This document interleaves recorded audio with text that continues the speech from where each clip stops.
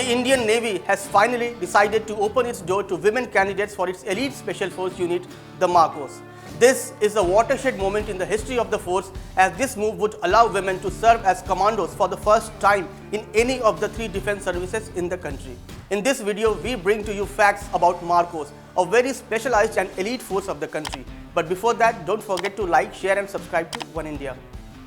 Special forces are very different from the regular infantry or troops. These are made up of some of the finest and strongest soldiers who go through rigorous training and are capable of staging a rapid and stealthy response behind enemy lines. No soldier is directly or automatically made a part of the special forces.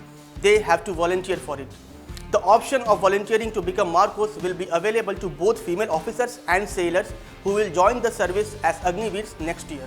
MARCOS were raised as the Indian Marine Special Forces in the year of 1985.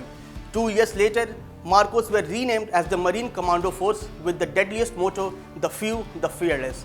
It was also called the Dadhiwala Fauj due to the beards the commandos grew as a disguise. This unit is trained to carry out intense operations relating to direct action, surveillance, recon and recovery. Although it specializes in maritime warfare, it is also skilled to operate on land and in air. It operates under extreme secrecy and is lauded globally for its professionalism. The trainees have to undergo one of the world's toughest courses that lasts for an approximate 3 years, depending on the specialization of the course.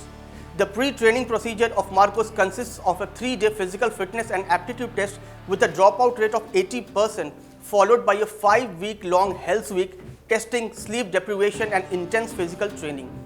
Those that make it through or don't quit on their own proceed to the actual training then. The basic training of MARCOS begins at INS Abhimanyu in Mumbai. The trainees are also trained in para-jumps at the Paratrooper Training School in Agra and undergo a diving course at Navy's Diving School in Kochi. The advanced training begins after the successful completion of the basic training, testing their skills for counter-insurgency, anti-hijacking, anti-piracy, clandestine operations, amphibious operations, unconventional warfare and hostage rescue. They are then trained at High Altitude Commando School in Arunachal Pradesh, the Desert Warfare School in Rajasthan, the High Altitude Warfare School in Sonmarg and Counter-Insurgency and Jungle Warfare School in Mizoram. All MARCOS are static line para-jump qualified and some are qualified for HALO or HAHO para-jumps. HALO stands for High Altitude Low Opening and HAHO means High Altitude High Opening. In fact, MARCOS are the handful of the special forces from around the world that are capable of being para-dropped into the sea with the full combat load. After completion of training, a MARCOS serves with the elite outfit for 3 to 5 years. The MARCOS are equipped with some of the best weapons in the world. The soldiers are equipped with the Israeli Tavor 21 assault rifle to which a 40mm grenade launcher can be attached. The Tavor 21 is weather sealed, so MARCOS can emerge out of the sea, weapon drawn and ready to shoot.